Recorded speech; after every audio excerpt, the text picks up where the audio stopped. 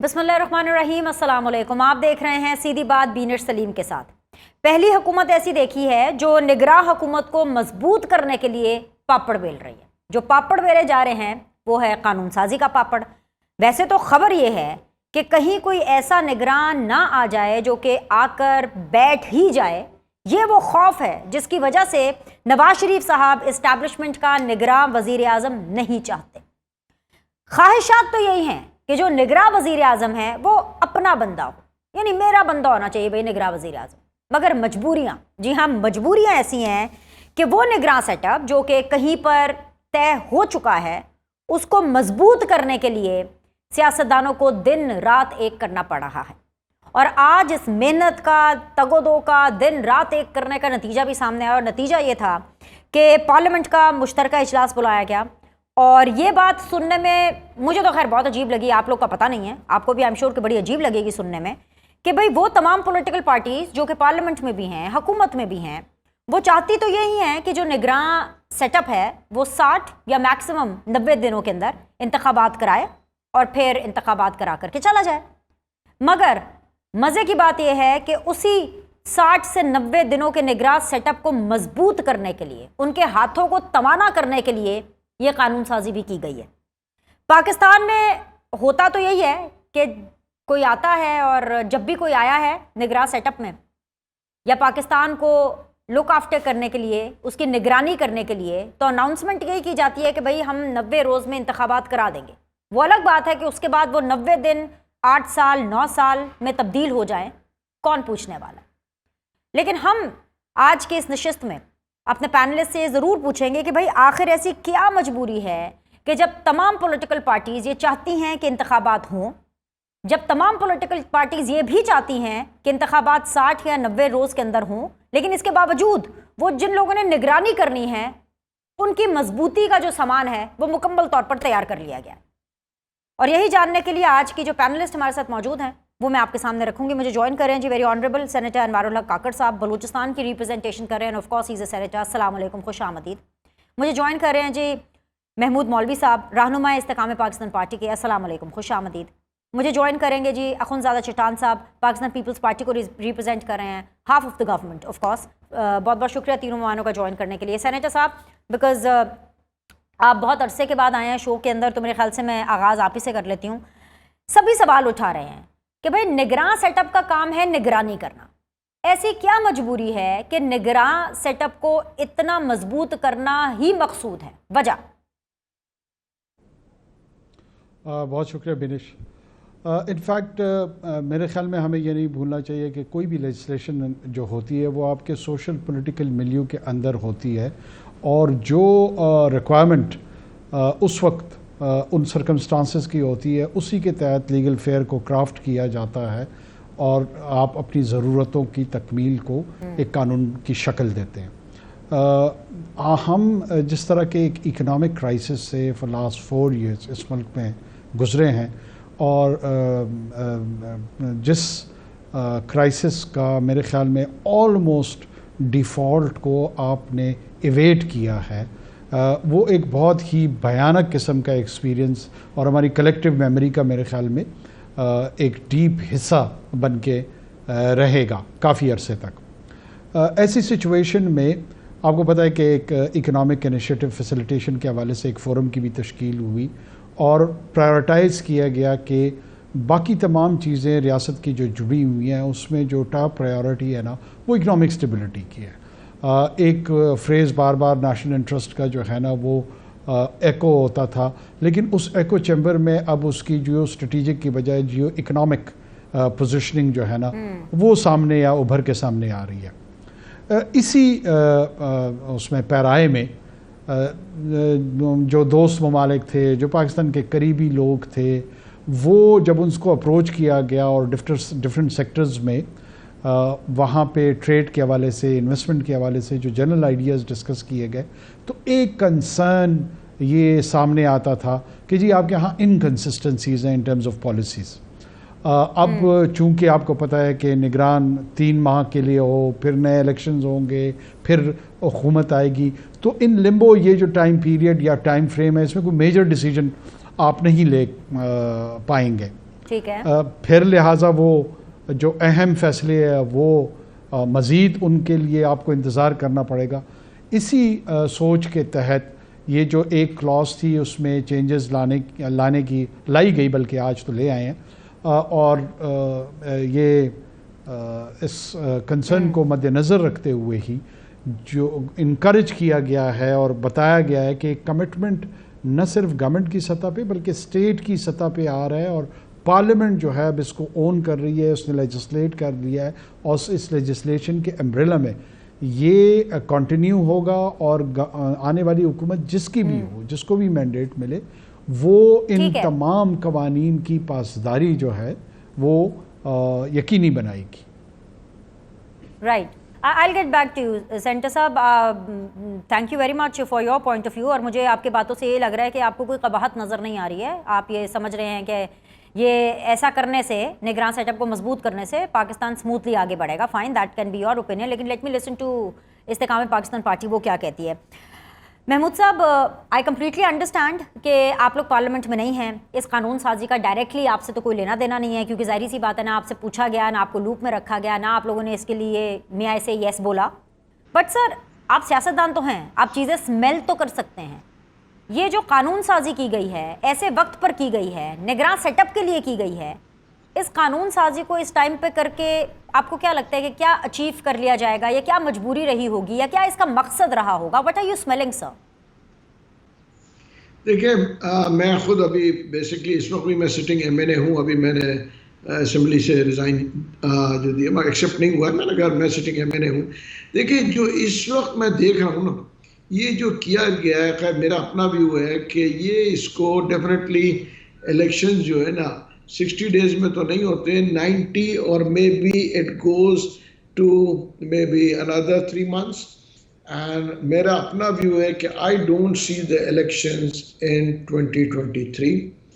یہ جب 2024 میں الیکشن جائیں گے تو یہ 6 مہینے اکنامی کی حالت کو دیکھتے ہوئے، جیسے ابھی ہمارے بھائی سینیٹر صاحب کاکڑ صاحب نے کہا، بالکل صحیح، اکنامی کی حالات ایسے ہیں کہ اگر اس کو جو ہے کنسسٹنسی نہیں ہوگی نا تو یہ اکنامی سنبھل نہیں رہی ہے. اور لوگ جو ہے وہ مانگ رہے ہیں کہ بھائی آپ ہمیں بتائیں کہ آپ گارنٹیز کیا کرتے ہیں، اور guarantees are been given by the establishment, ٹھیک ہے نا، بائی دی پولیٹیکل پارٹیز. دیکھیں، ہونا تو یہ چاہیے تھا کہ میثاق جمہوریت تو بنی، ایک میثاق معیشت بھی بننی چاہیے تھی.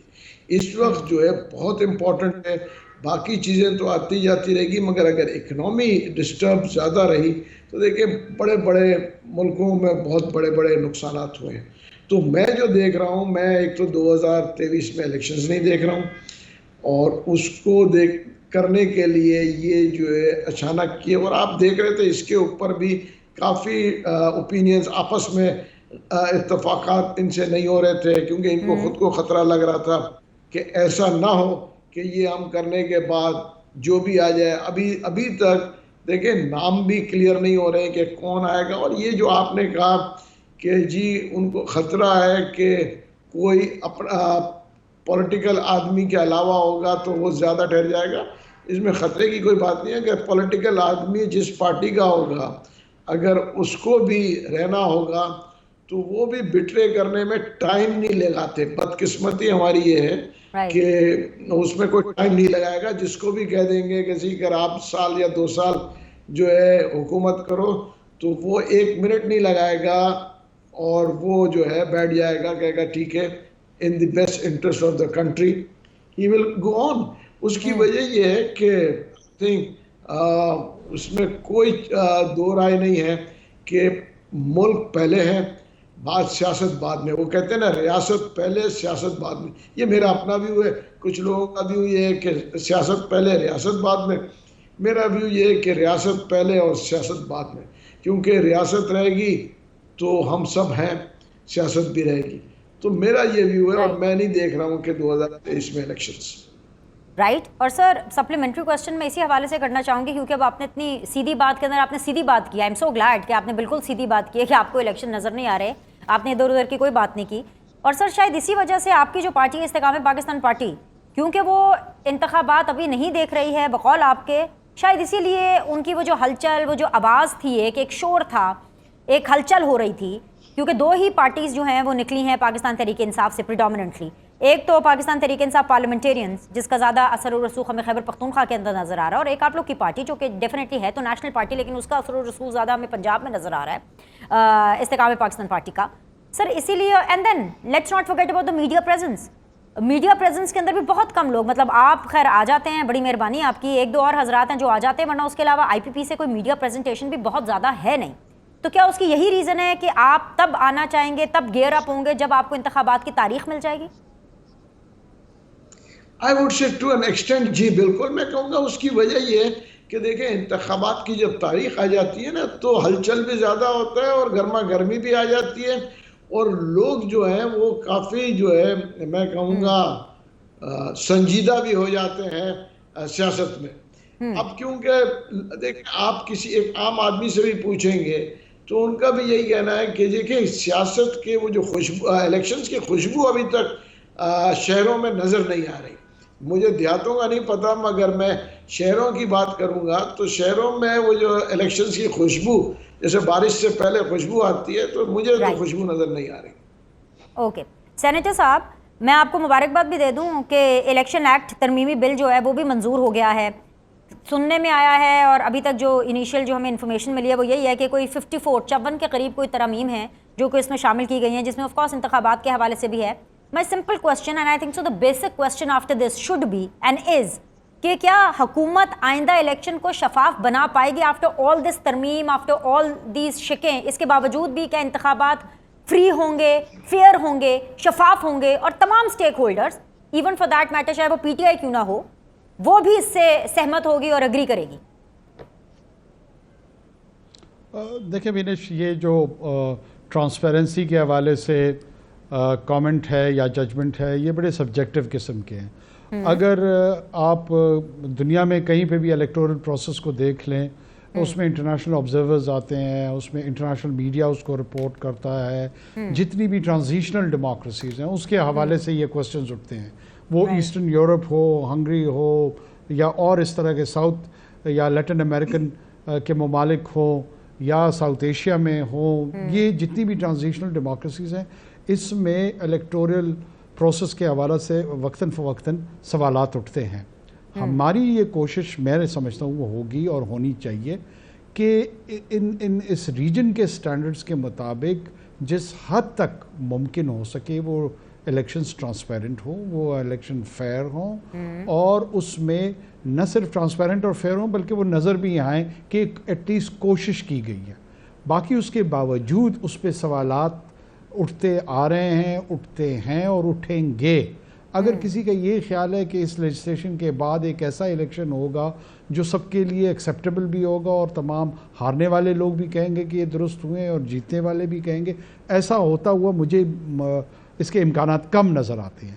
لیکن جو ایک large section of society domestic اور انٹرنیشنل، اگر وہ اس کو نسبتاً درست اور ٹرانسپیرنٹ قرار دیتے ہیں تو ایک بہت بڑا مائل سٹون آپ اچیو کر لیں گے. رائٹ. محمود مولوی صاحب، مائل سٹون اچیو کرنے کی یہاں پہ بات ہو رہی ہے. ڈیفینیٹلی یہ جو پورا سیٹ اپ ہے 15 مہینے کی جو یہ جو آپ کی حکومت ہے، اینڈ دین آف کورس جیسے نگراں سیٹ اپ میں بھی جایا جائے گا، انتخابات ابھی ہوں، اس سال ہوں، یا جیسے آپ پریڈکٹ کر رہے ہیں اگلے سال ہوں، ایک سب سے بڑا مائل سٹون، ایک سب سے بڑا چیلنج بلکہ میں کہوں گی کہ وہ یہی ہوگا کہ ان انتخابات کو شفاف ہونا چاہیے. ایٹ لیسٹ اگر شفاف ہے نہیں تو تاثر یہی جائے کہ یہ شفاف ہے. And why I am asking this question is because ایک بہت بڑے اسٹیک ہولڈرز جو کہ پاکستان تحریک انصاف ہے، بے شک 9 مئی کے بعد ایک بلنڈر ہو گیا، ایک ڈیزاسٹر ہو گیا. 9 مئی کو کوئی بھی جسٹیفائی نہیں کر سکتا، اس کو کوئی اون بھی نہیں کر سکتا، جو ہوا بہت غلط ہوا. لیکن اس کے باوجود پی ٹی آئی کا ایک ووٹ بینک ہے، اور جو حالات جا رہے ہیں ہمیں یہی سننے کو ملتا ہے کہ بھئی آج P T I chairman arrest ہوئے، کل اریسٹ ہوئے، اور آج پی ٹی آئی کا جو ووٹ بینک ہے وہ ختم ہوا اور کل ختم ہوا، جو کہ ہمیں پتہ ہے کہ اتنا آسان نہیں ہے ختم کرنا. اور اگر ان کا یس نہ ہو آنے والے انتخابات پہ تو شفافیت ایک بہت بڑا سوالیہ نشان ہوگا. سر ان انتخابات کو کون مانے گا؟ نہیں مگر دیکھیں یہ تو ماننا پڑے گا. اس کی وجہ یہ ہے کہ پھر تو وہی آپ پیچھے چلے جائیں گے تو 2018 کے. میرا کہنا ہے کہ دیکھیں جو نارمز کے اوپر اس ملک میں اور اس خطے میں الیکشنز ہوتے ہیں تو ویسے ہی ہوئیں گے. 2018 کے لے لیں, 2013 کے لے لیں, دیکھیں اس میں کوئی میجر چینجز نہیں آئیں گے, کبھی بھی ایکسیپٹ نہیں کریں گے نا. میں آپ کو ایگزامپل دوں, کراچی میں بائی الیکشن ہوئے تھے جس میں عمران خان صاحب خود کھڑے تھے, ٹھیک ہے نا, میں اس وقت جو ہے وہاں پہ اس کو ہینڈل کر رہا تھا. ہم نے وہاں پہ الیکشن, اس میں سے ایک سیٹ ہم ہار گئے, ملیر کی سیٹ تھی. اس کی وجہ یہ ہے کہ ہار جیت تو ہوتی ہے, دیکھیں ووٹ بینک ہونا اور الیکشن کو ہینڈل کرنا بڑا فرق ہے. دیکھیں آپ کو نعرے لگانے والے تو بہت سارے آ جائیں گے, آپ کا الیکشن کے لیے ووٹ دینے والے 48% سے زیادہ تو آتے ہی نہیں ہیں, اور بائی الیکشن میں تو 9 اور 10% آتے ہیں. اب اس 9-10% میں ضروری نہیں ہے کہ جتنے لوگ آپ کو جو ہے ٹویٹر پہ یا فیس بک پہ ہو وہ ووٹ دینے آئے ہیں. تو آپ کو یہ مد نظر رکھنا ہے 48% سے زیادہ یا بہت آپ تیر ماریں گے 50% ووٹ پڑتے ہیں. اب یہ 50% اگر لوگ کہتے ہیں کہ جی ہمارے جلسوں میں اتنا ہے, میرا کہنا یہ ہے کہ دیکھیں کراچی کی میں آپ کو اگزامپل دوں, آپ 2.5 کروڑ آبادی ہے, اگر 20,000 لوگ یا 50,000 لوگ بھی آتے ہیں تو یہ 1% کیا 0.% میں جاتا ہے. اور کی آبادی کو بھی دیکھ لیں, جتنے جلسے ہوتے ہیں یہ آدھے % سے کم ہوتے ہیں. میں آپ کو 1% نہیں کہہ رہا ہوں, آدھے % سے کم ہوتے ہیں. اور لوگ توقع یہ کرتے ہیں کیونکہ وہ آدھے % لوگ یا اس سے کم 0.3 اور 0.40%, وہ لوگ کو لے کے لوگ ایک امیج بناتے ہیں کہ جی ہم کو تو آنا ہی چاہیے. میرا کہنا ہے کہ دیکھیں ووٹ دینے والے الگ ہیں, اور آپ کے جلسوں سے ہم کیسے تصور کر لیتے ہیں کہ جی آدھی % لوگ آئے ہوئے جلسے میں, اور آپ کہیں کہ جی میرا جلسہ دیکھو میرا جلسوں میں لوگ جمع کرنا اور چیز ہے. I got your point. جلسے معیار نہیں ہے آپ کے ووٹ بینک کا. ڈیفینیٹلی مجھے ایک چھوٹا سا بریک لینا ہے, مجھے الاؤ کیجیے. بریک کے بعد واپس آئیں گے, دیگر پینلسٹ کو بھی شامل کریں گے, اور جو پینلسٹ میرے ساتھ بنے ہوئے ہیں وہ ہمارے ساتھ کنٹینیو کریں گے. We'll be back in a but.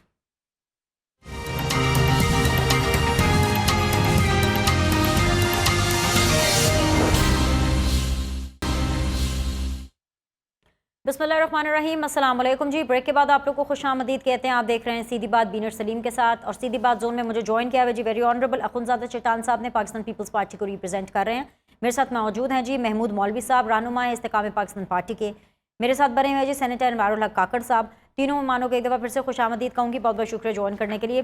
چٹان صاحب آپ کا ہم انتظار خیر کر رہے تھے. اینی ویز پہلے سیگمنٹ کے اندر ہم یہی گفتگو کر رہے تھے کہ جی نگراں سیٹ اپ, وہ سیٹ اپ جس نے 60 دن یا چلے جی ہم کہہ لیں 90 دنوں کے لیے آنا ہے, اس کے ہاتھ اتنے مضبوط کر دیے. بھئی ایسی کون سی آفت, ایسی کون سی مجبوری آ گئی.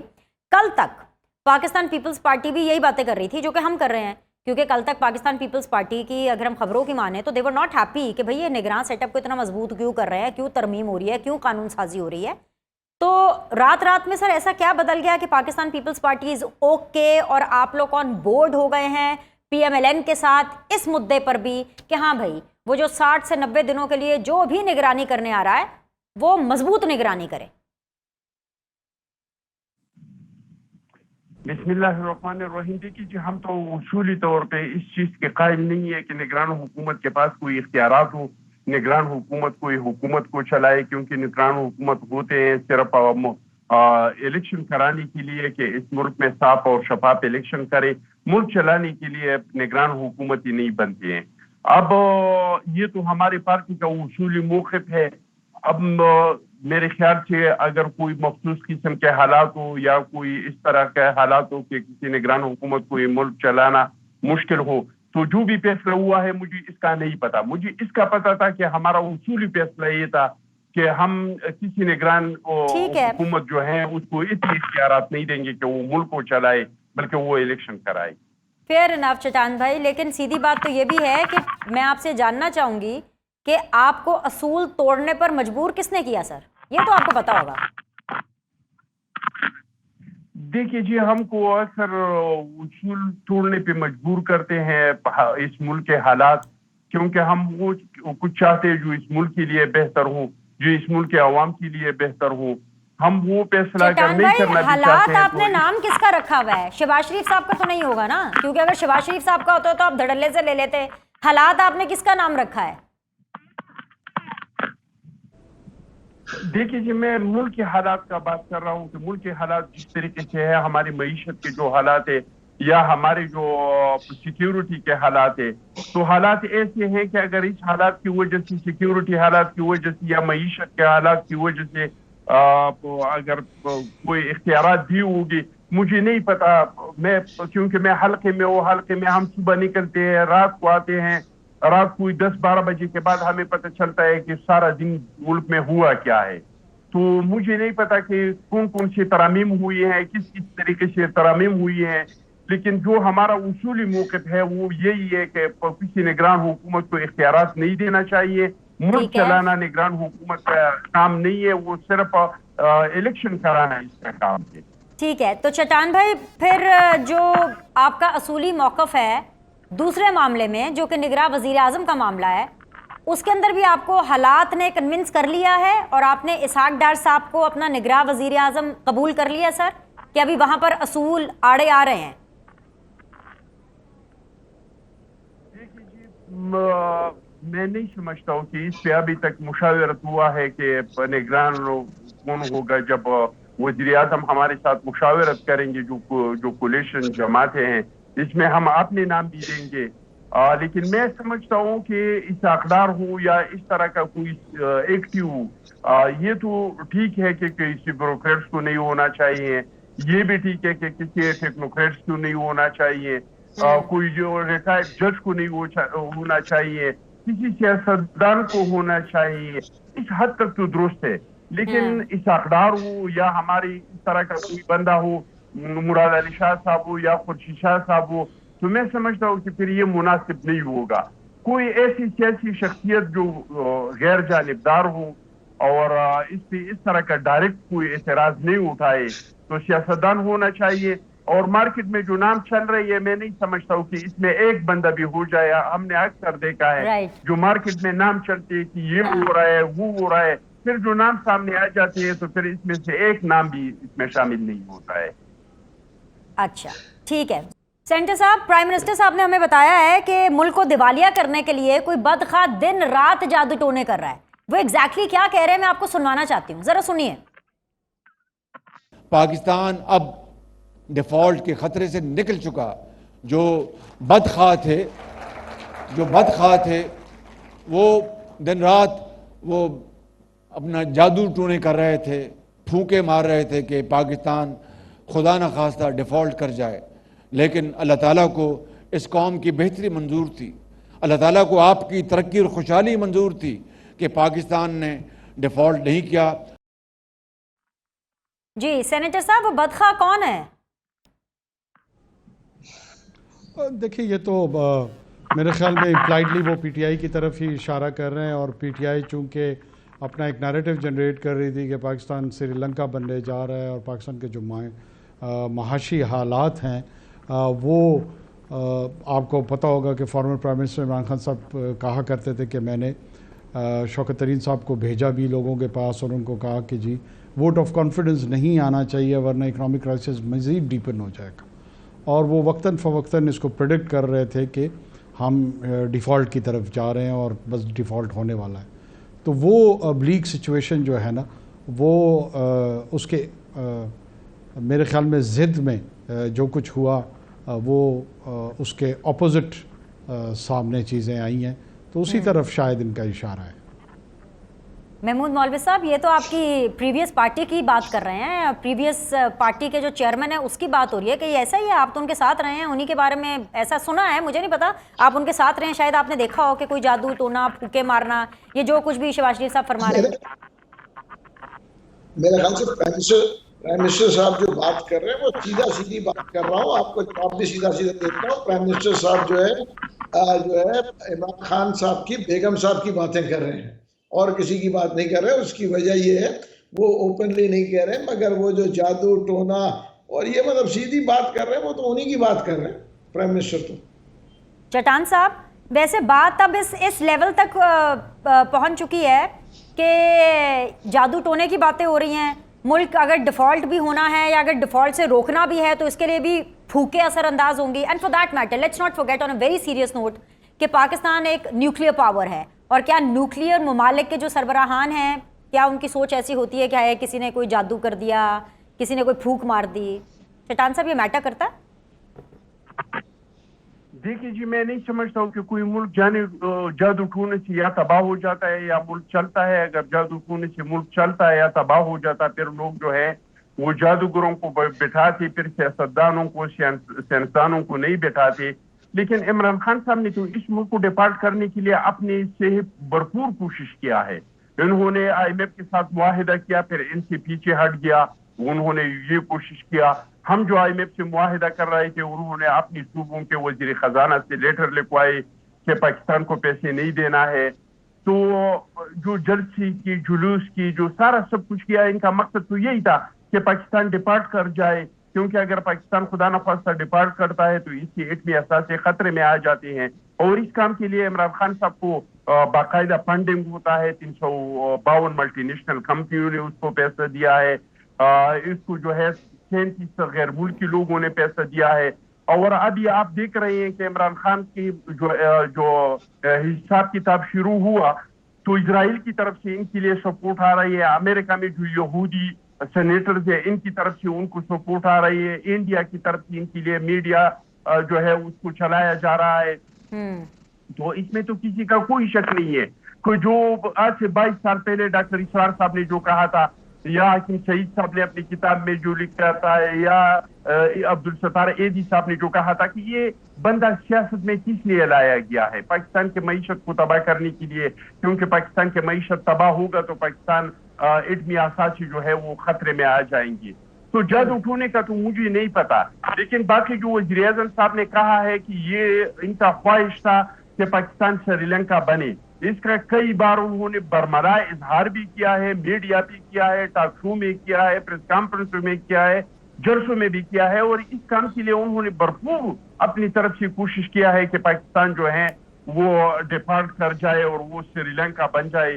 لیکن اللہ کا لاکھ لاکھ شکر ہے کہ ملک کو ڈپارٹ ہونے سے اللہ نے بچا دیا. آپ نے خواہش کی, آل رائٹ, آپ نے خواہش کی, بچایا. Got your point. محمود مولوی صاحب, میں واپس آپ کے پاس اس لیے صرف آنا چاہوں گی کیونکہ آپ ہی وہ اوتھینٹک پرسن ہیں اس پینل کے اندر جو کہ پی ٹی آئی کے چیئرمین پی ٹی آئی کے قریب رہے ہیں. یہ جو کہہ رہے ہیں چٹان صاحب کی خواہش تھی کہ ملک ڈیفالٹ ہو جائے, واقعی خواہش تھی کہ واقعی جادو ٹونے ہو رہے تھے؟ یہ پہلے مجھے اس کی کچھ ذرا کنفرم ٹھوس کوئی بات بتا دیں کہ واقعی جادو ٹونے ہوتے تھے, پھوکے ماری جاتی تھی؟ دیکھیں ایک چیز میں آپ کو بتا دوں, بھلے جتنے بھی میرے اختلافات ہوں مگر ایک چیز میں بتاؤں گا, کوئی بھی پاکستانی میں اس سے اگری نہیں کروں گا کہ اس ملک کو تباہ کرنا چاہے گا. کوئی بھی پاکستانی وہ سوچے گا بھی نہیں. ہاں جہاں تک جادو ٹونا کی بات کر رہی ہیں, بالکل جادو ٹونا یہ تو چلتا رہتا ہے, آپ نے سر خود دیکھا چلتا ہے؟ رہتا تھا. دیکھیں ہر ایک کا جو ہے, ہر ایک کو چیزیں نظر نہیں آتی نا. جب موکل سے آپ بات کر رہے ہوتے ہیں تو دوسرے کو نظر نہیں آتی ہے. اس کا ایک خاص جو ہے پیمانہ ہوتا ہے, جب آپ اس پیمانے پہ پہنچتے ہیں تو پھر آپ کو موکل نظر آتے ہیں. ٹھیک ہے, آپ شاید نہ موکل دیکھ سکتے ہوں, لیکن آپ نے یہ دیکھا ہے کہ بشرا بی بی موکلات سے بات کر رہی ہیں؟ مطلب بشرا بی بی کو دیکھا ہے یہ کام کرتے ہوئے؟ میں یہ پوچھ رہی ہوں. نہیں, میں نے نہیں دیکھا. میں بالکل غلط نہیں کہوں گا, میں نے کبھی ان کو نہیں دیکھا. ٹھیک ہے نا, کہ میں نے ان کو نہیں دیکھا کبھی موقع, مگر یہ ہے کہ جو ہے کہ میں یہ کہوں کہ میں نے دیکھا, کبھی میں نے نہیں دیکھا. آل رائٹ, مجھے ایک چھوٹا سا بریک لینا ہے, بریک کے بعد واپس آئیں گے, فائنل راؤنڈ آف ڈسکشن ہوگا. بنے رہیے گا ہمارے ساتھ بیکاز پینلسٹ بھی یہیں پر موجود ہیں.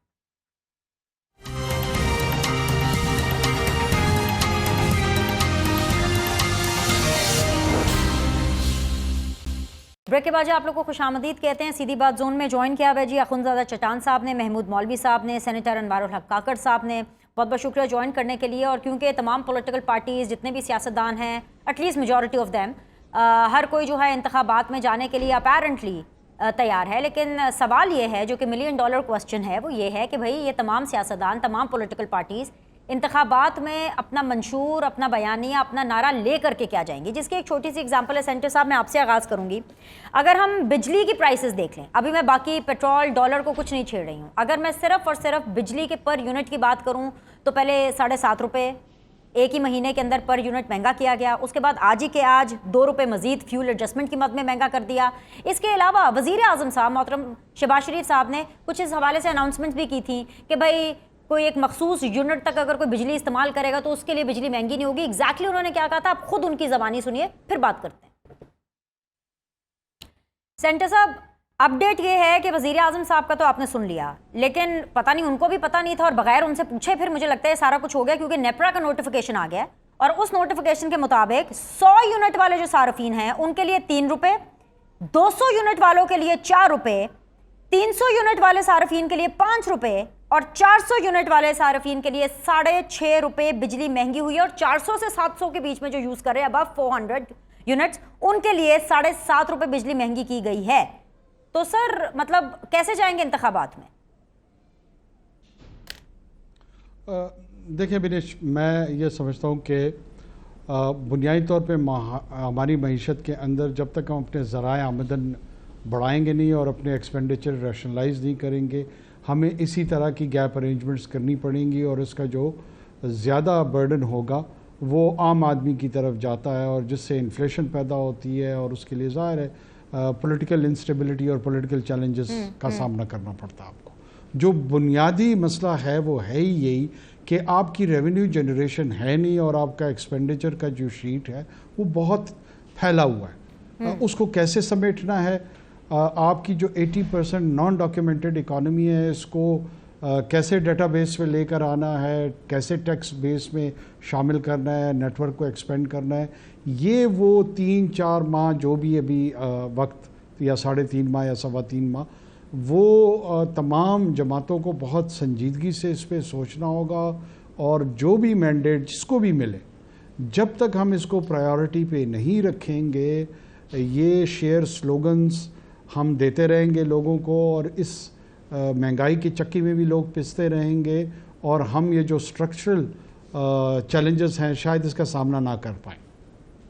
محمود مولوی صاحب, ایف بی آر نے آج ہمیں یہ بتایا ہے کہ پاکستان کا جو تنخواہ دار طبقہ ہے وچ از دا مڈل کلاس طبقہ, کیونکہ ظاہر سی بات ہے جو سیلری طبقہ ہے وہی مڈل کلاس ہوگا, آپ باقی سارے لوگ تو اشرافیاں ہیں, بزنس پرسن ہیں, وہ سب سے زیادہ ٹیکس دیتا ہے more than the exporters, more than the retailers, which means تاجروں بزنس مینوں سے زیادہ وہ ٹیکس دیتا ہے. اور جو ٹیکس کی فگر ہمیں بتایا ہے نا 175 ارب روپے جو ٹیکس ہے وہ زیادہ دیتا ہے, 175 ارب کا زائد ٹیکس دیتا ہے یہ مڈل کلاس طبقہ. تو سر صرف اس کو اگر ایکولی ڈیوائیڈ کر لیں تو آئی تھنک سو کہ پاکستان کے حالات بہت بہتر ہو جائیں گے, لیکن ان کو ایکولی ڈیوائیڈ کرے گا کون؟ کیونکہ جو ریٹیلرز ہیں, جو بزنس کمیونٹی ہے, جو ایکسپورٹرز ہیں وہ یا تو سارے آپ کے پارلیمنٹ میں ہوتے ہیں یا پارلیمنٹیرینز کے رشتہ دار یا دوست ہوتے ہیں, تو ہم جیسے لوگوں کے بارے میں کون سوچے گا؟ دیکھیں آپ بالکل صحیح کہہ رہی ہیں کہ جس حساب سے ٹیکس وصول کیا جاتا ہے, تو دیکھیں بدقسمتی دیکھیں ہمارے ملک میں کالم ہے اور باقاعدہ بنا ہوا ہے نان فائلر جو ہے لوگوں کو جسٹیفائی کرتے ہیں نا کہ آپ نان فائلر نے 1% زیادہ دیں اور آپ 10 کروڑ روپے کی لینڈ کروزر چلائیں. آپ یہ اس کی وجہ کہ جب تک ان لوگوں سے جو کہ اربوں روپے اور میں کہوں گا کروڑوں روپے وہ لے کے بیٹھے ہوئے ہیں وہ 1 روپے کا ٹیکس نہیں دیتے, وہ نان فائلر ڈکلیئر ہوئے ہیں. دوسری چیز یہ ہے کہ بیچارے جو میں کہوں گا جو آپ نے بالکل صحیح کہا جو امپلائمنٹ جو کر رہے ہیں وہ لوگ ٹیکس دے رہے ہیں, یا وہ بزنس مین جو کہ ایک دفعہ ٹیکس نیٹ میں آگے ہیں. نئے ٹیکس نیٹ میں جو بد کے میں آپ کو کہوں گا بہت سے بزنس مین تو یہ کہتے ہیں کہ اچھا ہوتا ہے کہ ہم ٹیکس نیٹ میں نہ آتے اور ہم باہر رہتے. آپ یہ دیکھیں جیسے آپ بجلی کی ابھی بات کر رہی تھی, میری بجلی کی کمپنیوں سے بھی بات ہوئی, وہ کہنے لگے دیکھیں جی ہم 300 یونٹ والے تو ہماری بات ہو رہی تھی کہ جی اگر 300 یونٹ کے لوگوں کو فری میں بجلی دینی چاہیے تاکہ وہ 300 یونٹ تک یا 250 یونٹ تک فری دینی چاہیے تاکہ بوسٹ ہو. تو انہوں نے کہا کہ جی آپ یہ گارنٹی کر دیں کہ بجلی کی چوری زیرو کر دیں, ہم 300 یونٹ تک لوگوں کو فری بجلی دے دیں گے. اب اس کا میرے پاس جواز کیا ہے؟ آپ دیکھیں جو بجلی چوری ہو رہی ہے اس کی پرسنٹیج تو آپ دیکھیں کیا ہے. تو وہ چیزیں جو کہ اگر اس کو صحیح کر دیا جائے, چوری کو روک تھام کر لیا جائے, rate of the Mahmood government صاحب نہیں ہے. جو چوری ہو رہی ہے وہ تو الگ بات ہے, لیکن جو ہزاروں یونٹ ہماری اشرافیہ, ہمارے حکمران مفت استعمال کر رہے ہیں, اس کو سرنڈر کرنا, اس کے لیے پے کرنا اپنی توہین سمجھتے ہیں, اس کا کیا, اس کے بارے میں کیوں نہیں بات ہو رہی؟ اس کے بارے میں بھی بات ہونی چاہیے. کیوں؟ دیکھیں آپ کو میں بتاؤں کہ ایسی جگہوں پہ بجلی ضائع ہو رہی ہے جہاں پہ چراغاں ہو رہا ہے, دوسروں کے گھروں میں بولتے ہیں نا دیا نہیں ہے, اور چراغاں ہو کے ایک اگر اس میں 6 آدمی رہتے ہیں اور وہاں پہ آپ یہ دیکھیں پورا چراغاں ہو رہا ہے. میں گورنمنٹ آفیسر نام نہیں لینا چاہتا ہوں, آپ بڑے گورنمنٹ کے آپ دیکھ لیں, پرائم منسٹر ہاؤس سے لے کے پریزیڈنٹ ہاؤس سے لے کے گورنر ہاؤس سے لے کے, مطلب جتنے ادارے, بھائی وہ ایک صاحب نے سے کہا اے سی چل رہے ہیں, کوئی پوچھنے والا نہیں ہے. تو یہ حکومت میں آپ یہ دیکھیں نا, میں تو سر جی میں تو ایک سمپل سی بات کرتی ہوں, جو ہم دیکھ رہے ہیں اور جو ہوتا چلا آ رہا ہے, حکومت چاہے پی ٹی آئی کی ہو یا حکومت چاہے پی ڈی ایم کی ہو, جس کی تنخواہ 30,000 40,000 ہے, اس کو 1 ٹکا فری نہیں ہے. اس کو آدھا یونٹ فری نہیں ہے بجلی کا, لیکن جس کی تنخواہ 10 لاکھ ہے, 15 لاکھ ہے, لاکھوں میں ہے, 3-4 لاکھ بھی جس کی تنخواہ ہے نا سر, اس کو جو ہے وہ موجیں لگی ہوئی ہیں, اس کو اے سی بھی فری ہے, اس کو پیٹرول بھی فری ہے, ہر چیز فری ہے, اور وہ سرنڈر کرنے کے لیے بھی تیار نہیں ہے. چٹان صاحب, آپ تو ہلکے کی سیاست کرتے ہیں نا, میں ویسے حیران ہوں کہ آپ ہلکے میں جاتے ہیں, آپ کو واقعی کوئی کچھ نہیں کہتا کہ سر جی یہ بجلی دا کی کیتا ہے, سر جی یہ گیس دا کی کیتا ہے, سر جی یہ پیٹرول دا کی کیتا ہے, آپ سے کوئی سوال نہیں پوچھتا سر؟ بالکل جی, لوگ سوال پوچھتے ہیں اور لوگ بہت زیادہ پریشان ہیں, لوگ بہت زیادہ تکلیف میں ہیں. لوگ سمجھتے ہیں کہ ہم بجلی کا بل دے دیں, گیس کا بل دے دیں, یا بسوں کے فیس دے دیں, کیونکہ لوگوں کے جو اخراجات ہیں وہ بڑھ رہے ہیں اور لوگوں کی آمدنی جو ہے وہ نہیں بڑھ رہی ہے. تو ملک میں مشکلات تو ہے, عوام کو بھی ہے, حکومت کو بھی ہے, لیکن ہم اگر اپنی طریقہ کار کو سیٹ کریں تو ہم یہ کر سکتے ہیں کہ زیادہ بوجھ ہم بڑے لوگوں پہ ڈالے, اور جو غریب لوگ ہیں جو کم کماتے ہیں اس پہ ہم بوجھ کم کریں. تو یہ سر ہم سارے بڑے لوگ تو چٹان بھائی آپ ایک لوگوں کے دوست ہیں, آدھے پیپلز پارٹی والوں کے دوست ہیں, آدھے نون لیگ والوں کے دوست ہیں. کبھی نون لیگ والے کہتے ہیں نہیں ہمارے دوستوں کو ہاتھ نہ لگاؤ, کبھی پیپلز پارٹی والے کہتے ہیں نہیں ہمارے دوستوں کو ہاتھ نہ لگاؤ, اور پھر وہ مڈل کلاس کے پیسوں کے اوپر, جو ٹیکس کے پیسے ہیں ان کے اوپر لمبی عیاشیاں کرتے ہیں. جی سر. نہیں جی, ہمارے دوست جو ہیں وہ تو غریب ہے, یہ پارٹی غریب عوام کے لیے بنا ہے, اور ہم نے ہمیشہ سے کوشش کیا ہے کہ حکومت سے زیادہ کی زیادہ, آپ دیکھ لیں نا ہماری بی بی کا حکومت دیکھ لیں, ہمارے 2008 کا چٹان بھائی آپ نے ایسی بات کر دیا غربت کی, آئے اللہ, آئے پہلے مل کے دعا کرتے ہیں اللہ تعالیٰ آپ جیسے غریب اور پیدا کرے, اللہ تعالیٰ آپ جیسے غریب ہر پاکستان کو کرے. آپ نے تو ایسی بات کر دی, محمود مولوی صاحب کی ہنسی نکل گئی ہے سر. اچھا جی کر لیں. میں آپ کو مثال پیش کر سکتا ہوں. ہم نے بے نظیر انکم سپورٹ پروگرام شروع کیا تھا اپنی دوری حکومت میں, ہم نے پینشن کو بڑھایا تھا, ہم نے تنخواہوں کو بڑھایا تھا, ہم نے ہمیشہ سے کوشش یہی کیا ہے. ہم نے جو ہمارے کسان ہے اس کو ہم نے ریلیف دیا تھا, اس کو ہم نے بینیفٹ دیا تھا. ہماری تو ہمیشہ سے یہی کوشش رہی ہے. ہم ہمیشہ سے کوشش کرتے ہیں کہ جو لوگ پہلے سے ٹیکس دیتے ہیں اس پہ زیادہ ٹیکس نہیں ڈالیں, بلکہ آپ اپنا ٹیکس کا دائرہ جو ہے اس کو وسیع کر دیں. تو یہ ہم کر سکتے ہیں. معیشت کے جو حالات ہیں وہ تو آپ کو پتہ ہے, لیکن یہ ہم کر سکتے ہیں کہ زیادہ بوجھ ان لوگوں پہ ڈالے جو برداشت کر سکتے ہیں, اور جو غریب لوگ ہیں جو برداشت نہیں کر سکتے ہیں اس پہ تھوڑا سا کم. آخری 3 منٹ ہے سر, ٹھیک ہے, آخری 3 منٹ میرے پاس ہیں. میں ایک منٹ آپ تینوں کو دینا چاہوں گی, اور میں کلوز آج کا شو اس بات پر کرنا چاہتی ہوں کیونکہ خواجہ آصف صاحب جو ہیں وہ یہ فرما رہے ہیں, آج جو ظاہری سی بات ہے نگراں سیٹ اپ والوں کو مضبوط کیا گیا ہے, اس کی قانون سازی کی گئی ہے, تو وہ یہ کہہ رہے ہیں کہ جی پہلا راؤنڈ تو نگراں سیٹ اپ کے حوالے سے ہو گیا ہے. تو سر میں کل ان لوگوں نے بیٹھنا ہے, ان حکومتی اتحادیوں نے, اور نام شام ڈسکس کرنے ہیں, تو آپ لوگ very quickly starting from senator Anwar ul-Haq صاحب. سینیٹر صاحب کوئی 1-2 نام ہی بتا دیں, مطلب ڈاکٹر صاحب ہوں گے نگراں وزیر اعظم یا نگراں فائنانس منسٹر, کوئی 1-2 نام بتا دیں, پھر دیکھ لیں گے کہ کل کس کی خبر صحیح نکلتی ہے. دیکھیں جی, میں تو خیر کوئی اسپیکولیشن نہیں کروں گا. میرا نہیں خیال کہ ہم ویسے بھی چھوٹے صوبے سے ہیں, اس میں ہماری کو بہت زیادہ امپورٹنٹ پارٹیسپیشن ہے, لیکن جو بھی ہو ایونچولی اس کو 3 مہینے کے اندر جو مینڈیٹ ہے وہ اپنا پراپر فوکس کر کے ریلیٹیولی ٹرانسپیرنٹ اور فیئر الیکشنز کنڈکٹ کروانے چاہیے. اور اگر کوئی ایک آدھ امپورٹنٹ ڈیسیجن اکنامکلی سامنے آتا ہے وہ فلفل کریں. سر نگراں وزیر اعظم حکومت کی مرضی کا ہوگا یا اسٹیبلشمنٹ کی؟ کاکڑ صاحب یہ بتا دیں. میرے خیال میں سب کی مشاورت اس میں شامل ہوگی اور اس میں مجھے کہیں پہ کوئی کنفرنٹیشن نہیں نظر آ رہی ہے. مجھے لگ رہا ہے کہ ایک سموتھ سیلنگ کے ساتھ ہی کسی بھی نام پہ اگری کر جائیں گے. اوکے. محمود مولوی صاحب، حکومت کی مرضی کا پرائم منسٹر یا پھر اسٹیبلشمنٹ کی؟ نگراں وزیر اعظم. نگراں وزیر اعظم اسٹیبلشمنٹ کی مرضی کے بغیر آ ہی نہیں سکتا. چٹان صاحب سن لیا آپ نے، رائے دینا چاہیں گے کہ ابھی بھی آپ کے اصول آڑے آ گئے ہیں؟